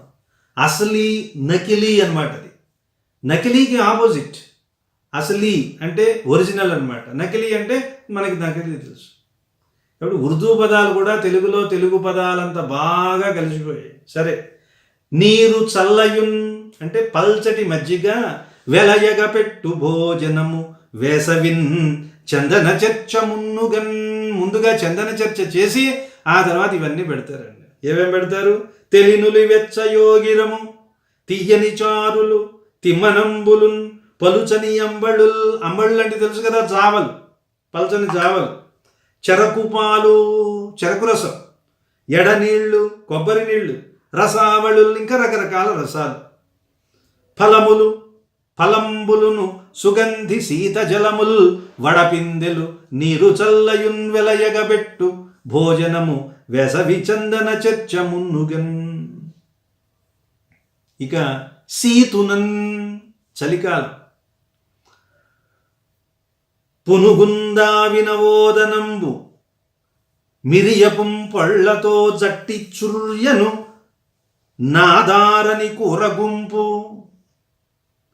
ముకుమందయ్యేర్చునావన్ జిగుర్కొను పచ్చళ్ళును, పాయసాన్నములు, ఊరుంగాయలున్, చేసురుక్కను నేయున్, చిరుపాలు చిరువాలు వెల్లువగా ఆహారం విడున్ సీతమున్. ఇవన్నీ రాయల వారు మనకు వడ్డిస్తున్నారు. కానీ కావ్యంలో విష్ణు చిత్తుల వారు తన దగ్గరికి వచ్చే బ్రాహ్మణోత్తములందరికీ, వైష్ణవ స్వాములకు పెట్టే భోజనాలు ఇవి. అర్థమైందండి? ఒక్కొక్క కాలంలో మెనో కార్డు ఒక్కొక్క రకంగా ఉంది. పునుగుందావి నవోదనంబు, నవ ఉదనంబు, నవ ఓదనంబు. ఓదనము అంటే అన్నం, నవ ఓదనము అంటే కొత్త అన్నం. అది ఎలా ఉంటుందట? పునుగుంతావి. ఆ అన్నం ఉడికేటప్పుడు పునుగు వాసన వస్తుందట. పునుగు అనే ఒక పరిమళ ద్రవ్యం ఉందే, ఆ వాసన వచ్చే బియ్యం. వీటిని ఏమంటారంటే రాజనాల వరి అని ఒక ప్రత్యేకమైన వరి ఉంది. ఈ రాజనాలలో ఎన్ని రకాలు ఉన్నాయో చెప్పలేము మనం. పోతకంటి రాజనాలు అంటారు, బోధప్రోల్ రాజనాలు, జీలకర్ర రాజనాలు అంటే జీలకర్ర లాగా కొంచెం అలా ఉంటుంది. పొన్న పువ్వు రాజనాలు అంటారు, పొన్న పువ్వులాగా ఉంటుంది. జాజి పువ్వు రాజనాలు అంటారు. వాసన రాజనాలు అని ఒక రాజనాలు, ఆ వాసన రాజనాలే ఈ పునుగుందావి అయి ఉంటుంది. అవి ఉడుకుతున్నప్పుడు మంచి పరిమళం వస్తుందట. ఆ పునుగుందావి వచ్చే రాజనాల బియ్యం శీతకాలంలో తినాలి అని చెప్తున్నాడు. పునుగుందావి నవోదనంబు. పునుగు అంటే తెలుసు కదా, అది పిల్లి లాంటి జంతువు. అది పునుగు పిల్లి అంటారు. దాని గర్భంలో ఉన్న వ్యర్థం, దాన్ని మనం నెత్తి మీద పెట్టుకుని చక్కగా ఒళ్ళంతా పూసుకుంటూ ఉంటాం. భగవంతుడు చూడండి పెడతాడు ఎక్కడెక్కడ. వాటికి ఉన్నటువంటి వ్యర్థాలు పరమ సుగంధభరితమైనవి. కస్తూరి మృగానికి కూడా దాని బొడ్డు లోపల ఉంటుంది. అయితే బొడ్డు లోపల ఉంటుంది అంటే చెప్పడం అర్థం కాదు కాబట్టి ఆ బొడ్డులో ఉన్న మాలిన్యమే ఈ కస్తూరి అండి అని చెప్తూ ఉంటారు. అది నాభి. అందుకే దానికి ఏమన్నారు? నాభి అంటే బొడ్డునందు ఆ కస్తూరి పరిమళం, మృగనాభి అంటారు దాన్ని, మృగనాభి. అలాగే ఈ పునుగు పిల్లి కూడా, అది కూడా దాని లోపల గర్భ సంచిలోంచి వచ్చేటటువంటి ఒక పదార్థం అన్నమాట. అది చాలా పరిమళ భరితమై ఉంటుంది. అలాంటి పునుగుందావి నవోదనంబు, అలాంటి పరిమళం ఇచ్చేటటువంటి ఓదనం అన్నం, మిరియపు పొళ్ళతో చట్టి చుయ్యను నాదు ఆరని కూర గుంపు. కూరలు చేస్తూ ఉంటారు చూసారా, ఎలా చేయాలో చెప్తున్నాడు. శీతాకాలంలో వేడి చల్లారకుండా తినేయట. ఎలా? ఆ వండిన తర్వాత ఆ చట్టి అంటే ఆ మూకుడిని కింద పెడితే దాని చుయ్యి అనేది ఇంకా పోకుండదు అనమాట. దాన్ని కింద పెట్టినప్పుడు కింద తడి ఉందనుకోండి, చుయ్యి ఉంటుంది చూసారా, ఆ చుయ్యం అనే శబ్దం ఆరక ముందే అందులో ఉన్నటువంటి కూరల్ని తినాలి. ఎలాంటి కూరలు అవి? కూర గుంపు. రకరకాల పదార్థాలు కావచ్చు, లేదా రకరకాల కూరల్ని కలిపి ఇప్పుడు వండుతూ ఉంటారే, మిక్స్డ్ వెజ్ కర్రీస్ లాంటివి కావచ్చు, ఏదైనా కానివ్వండి. ఆ కూర గుంపు. ఏమిటి కూర గుంపు? నాదు ఆరని కూర గుంపు. నాదు అంటే శబ్దము, చుయ్యమనే శబ్దం. పైన చెప్పాడుగా చుయ్యను నాదు.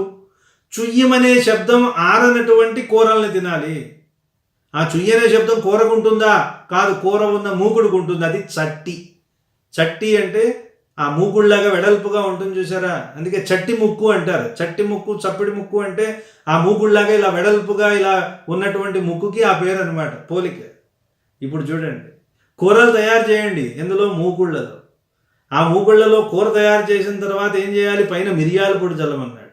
మిరియం పున్ పొళ్ళతో, మిరియాల పొడి జల్లినటువంటి ఆ చట్టిల్లో ఉన్నటువంటి కూరలు అవి ఆ చట్టి చుయ్యమనే శబ్దం పోకముందే పెడతాడట. అంటే అంత వేడివేడిగా పెడతాడనమాట. ఎలా పెడతాడో మరి. మిరియపు పొళ్ళతో. మిరియము అంటే తెలుసు కదా, మిరియాలు. భారతదేశంలో మనకి పోర్చుగీసు వాళ్ళు వీళ్ళు రాకముందు మిరియాలే కారాని కింద ఉపయోగించేవాళ్ళు.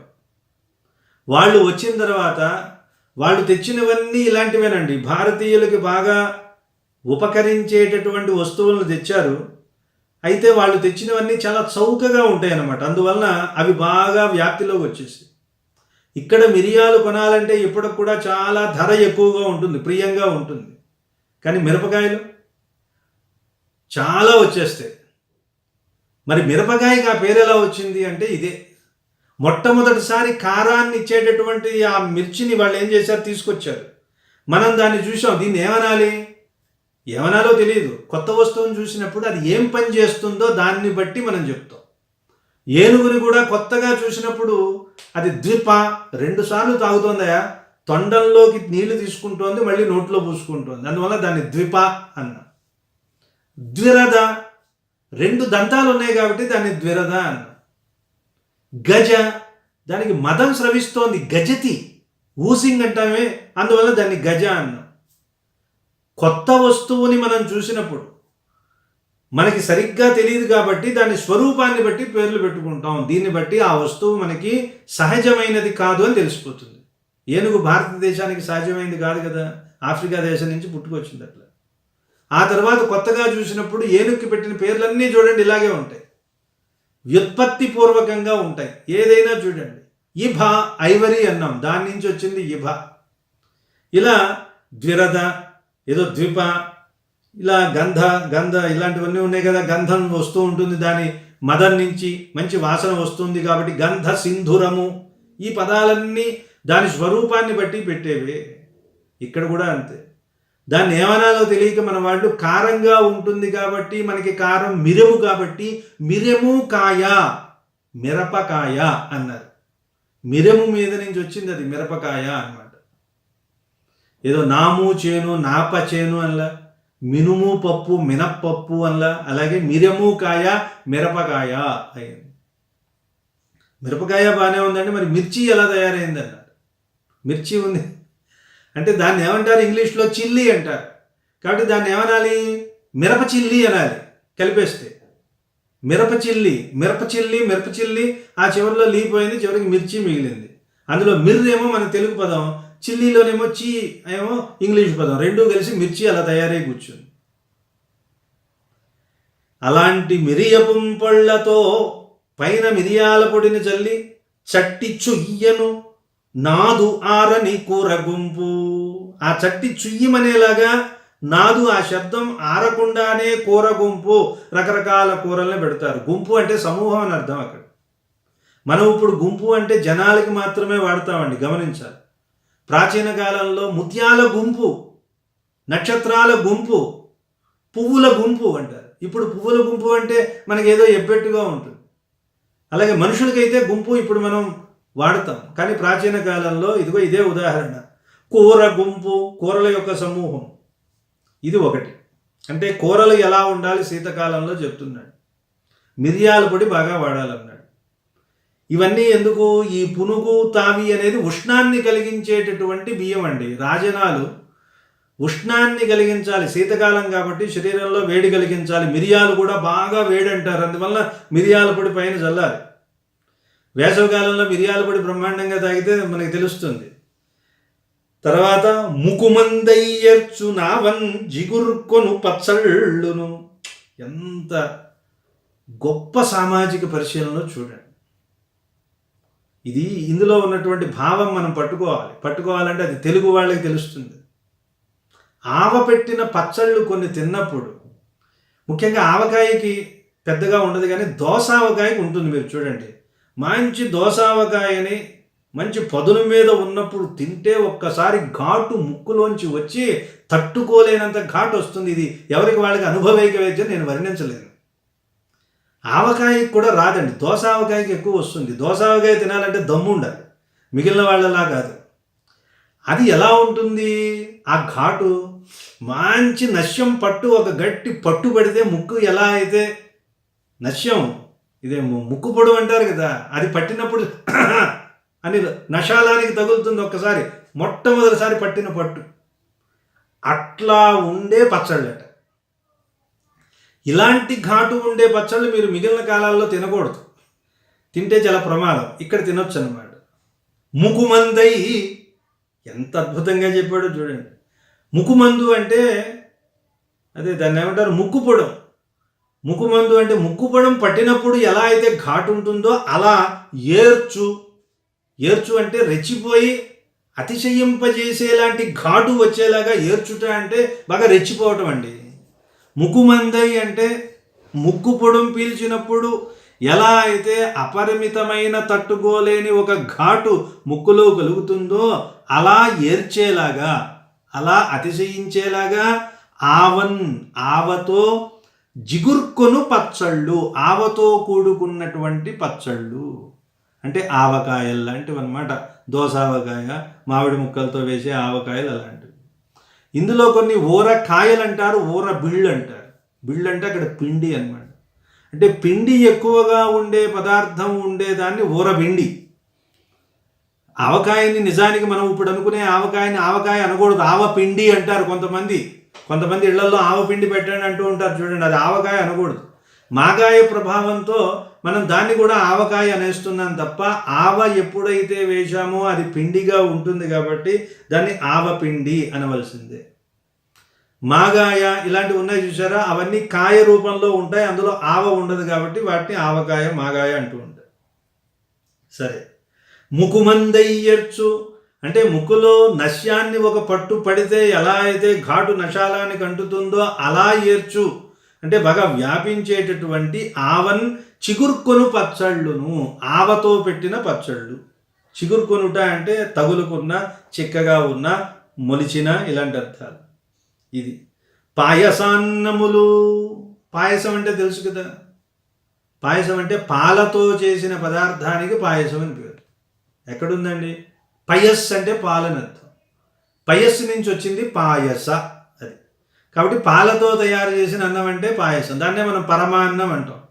పరమాన్నం అన్నప్పుడు అర్థం పరమశ్రేష్టమైన అన్నం అంటే రోజు నీళ్లతో ఉడికిస్తారు, ఇప్పుడు పాలతో ఉడికించారు కాబట్టి అది శ్రేష్టమైంది. కానీ పాయసం అన్నారనుకోండి, నేరుగా పాలతో అని చెప్పినట్టు అయింది. పాయసాన్నములు ఊరున్ కాయలున్. ఇదో ఊరగాయలు ఇప్పుడు వచ్చాయి మీకు, ఇందాక నుంచి ఎదురు చూస్తున్నారు నాకు. ఊరుంగాయలున్, ఊరగాయలు. చే సురుక్కను నేయున్, చెయ్యి చురుక్కుమనే నెయ్యి. చెయ్యిలా పెడితే చేతి మీద కొంచెం చురుక్కనాలన్నమాట, అలాంటి నెయ్యి వాడాలి. చలికాలం కదండి, చల్లగా ఉన్న నెయ్యి వేసుకోకూడదు. చిరువాలు వెల్లువుగా, చిరువాలుట అని ఒక పదం ఉంది ఇక్కడ. చిరుపాలు అనే పాఠాంతరం కూడా ఉంది. చిరువాలుట అంటే బాగా ఎరగగాచిన పాలు, అంటే బాగా చిక్కగా మరిగించినటువంటి పాలు. వెల్లువగా, అవి సమృద్ధిగా. ఇవన్నీ సమృద్ధిగా ఏమేం పెడతారు? పునుగుందావి నవోదనంబు మిరియపుం పళ్ళతో చట్టి చుయ్యను నాదు ఆరని కూరగుంపు ముగుమందయ్యర్చు నావంజి గుర్కొను పచ్చళ్ళును పాయసాన్నములు ఊరుంగాయలున్ చేసురుక్కను నేయున్ చిరువాలు వెల్లువగా ఆహారం బిడున్ సీతునన్. సీతునన్ అంటే శీతకాలంలో ఆహారాన్ని పెడుతూ ఉంటాడట. ఎవరికి పెడతాడు ఈయన? వైష్ణవ స్వామి. వాళ్ళు ఎప్పుడు వస్తూ ఉంటారు? ఏమంటే కేవలం అన్నం పెట్టి పంపించేస్తాడా, వాళ్ళకి మిగిలినటువంటి సౌకర్యాలు ఏం లేవా అనే అనుమానం వస్తుంది. విష్ణు చిత్తుడు ఆ సౌకర్యాలు ఏంటో చెప్తున్నాడు. కదళ గభీర పుష్ప పుటికాచ్చట చేతుల నిప్పపిండిపై కుదురుగ నిల్పి ఓపుగతి కూనల నూనియనించి త్రాటమున్నుదికిన శాటి వ్రేల అది ఒక్కట కృంకిడి ఒత్తురెందరే వదలక ఆతనింట శనివారమునన్ పరదేశి విప్రులున్. శనివారం చూడాలండి విష్ణు చిత్తుల వారి ఇంటిలో ఎంత హడావిడి ఉంటుంది. అదిగో అతిథులంతా వస్తారని అభ్యాగత స్వయం విష్ణు, విష్ణుమూర్తి వచ్చినా సరే నువ్వు పక్కనుండవయా, నీ భక్తుడికి నేను సేవ చేసుకోవాలంటారు.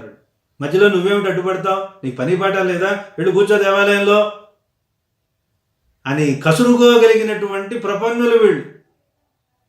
మీకు తిరుమలలో చూశారు కదా అనంత ఆళ్వానని, ఆయన పూజ కోసం పువ్వుల తోట నిర్మిస్తూ ఉంటే విష్ణుమూర్తి వెంకటేశ్వర స్వామి వచ్చి నేను సహాయం చేస్తానంటే పోవయా, ఎందుకు మమ్మల్ని డిస్టర్బ్ చేస్తామని భార్యాభర్తలు ఇద్దరు ఆయన కసిరేశారు.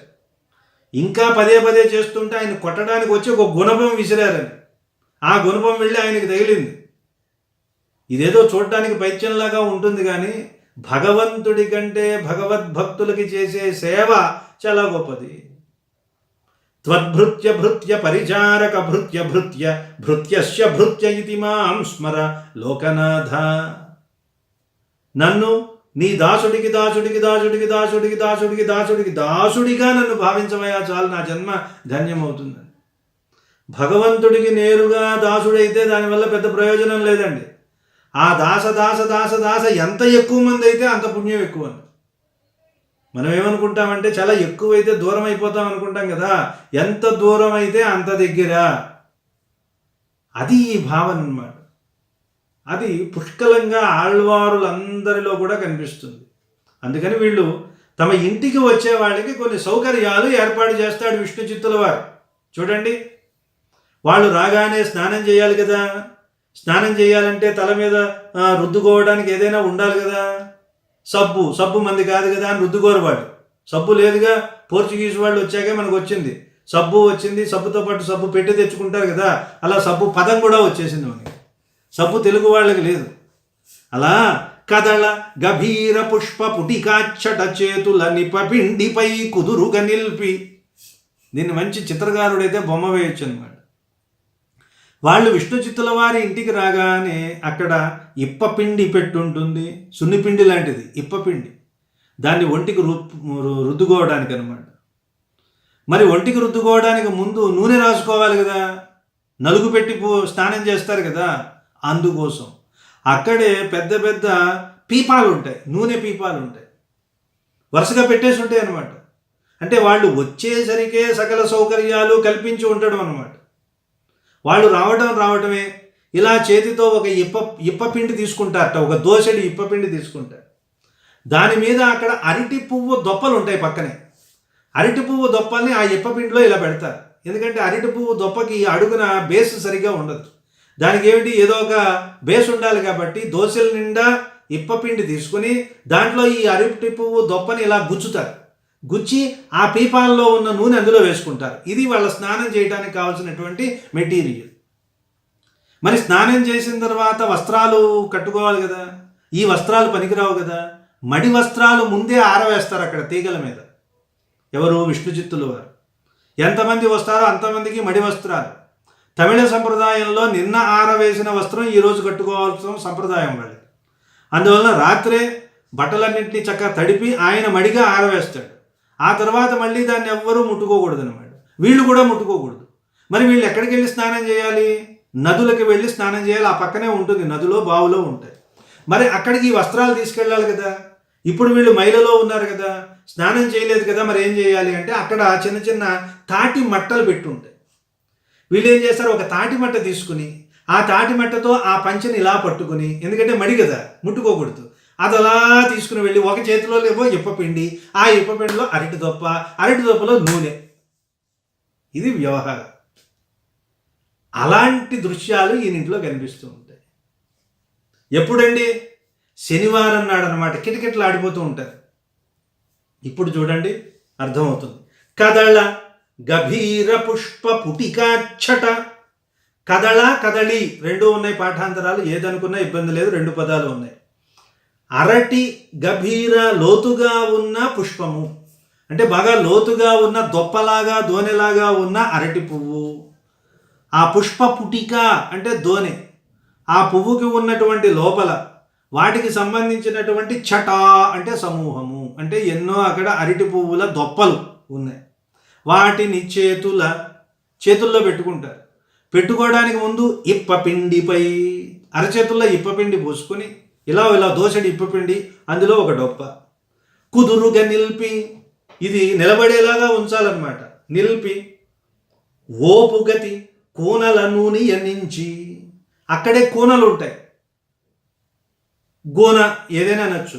గోన అంటే తెలుసు కదా, పీపాలు లాంటివి. ఆ పీపాల నిండా నూనె, బబుల్ అంటాం కదా ఇప్పుడు, అట్లాంటివి అనమాట. అందులో నూనె ఉంటే ఆ నూనెని ఈ దొప్పల్లోకి వంపుకుంటారు. నుంచి త్రాట, అక్కడ తాటి మట్టలు ఉంటే దాంతో మున్నుదిగిన షాటి, మున్ను అంటే నిన్న ఉతికి ఆరవేసినటువంటి షాటి అంటే పంచల్ని, వ్రేల అంటే ఆ తాటికి వేలాడేలాగా ఇలా పట్టుకొని, అది ఒక్కటగ్రుంకుడి నది నొక్కటగ్రుంకిడి, నదికి వెళ్ళి అందరూ ఒకేసారి స్నానం చేసి ఒకేసారి ఇంటికి వస్తారు. ఇది కూడా సంప్రదాయం. అంటే ఒకేసారి స్నానం చేయాలనే సంప్రదాయం ఉందో లేదో పక్కన పెడితే ఒకేసారి భోజనం చేయాలనే సంప్రదాయం ఉంది. అంటే ఇక్కడ విష్ణు చిత్తుల వారు వచ్చిన వాడికి వచ్చినట్టుగా పెట్టడండి. అందరూ ఒకేసారి వస్తే భగవద్నామ స్మరణ చేసి దానికి ఏదో వ్యవహారం ఉంటుంది. పంక్తి భోజనం పెట్టడం అనేది సంప్రదాయం. అందువల్ల అందరూ ఒకేసారి వస్తారు. ఒకేసారి కృంకిడి ఒత్తురు. కృంకిడి అంటే స్నానం చేసి వస్తారు. ఎవరు, ఎంతమంది, ఎందరో చెప్పలేమండి, ఎంతమంది అయినా వస్తారు. వదలక అతనింట, వదలకుండా అతని ఇంట్లో శనివారమునన్ పరదేశి వైష్ణవుల్, పరదేశం నుండి వచ్చే వైష్ణవులు. స్వదేశీ వైష్ణవులకి ఆ అవసరం లేదు. ఇక్కడ స్నానాలు అవన్నీ ఎందుకు పెట్టుకుంటారు? వాళ్ళకి సౌకర్యాలు ఏవో వాళ్ళు చూసుకుంటారు. కదళగ బీర పుష్ప పుటికాచ్చట చేతుల నిపపిండిపై కుదురుగా నిల్పియోపుగతి కోనల నూనియ నుంచి త్రాటమున్నుదికిన షాటి వ్రేల నది నొక్కట గృంగిడి ఒత్తురు ఎందరేన్ వదలక అతనింట శనివారమునన్ పరదేశి వైష్ణవుల్. శనివారమునన్ పరదేశి వైష్ణవుల్. ఆ తర్వాత పద్యం చాలా గొప్ప పద్యం, తర్వాత చూద్దాం. 9:30 అయింది కదా, ఇక్కడికి చాలు.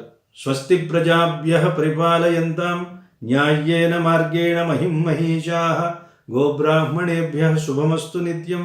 లోకాః సమస్తాః సుఖినో భవంతు.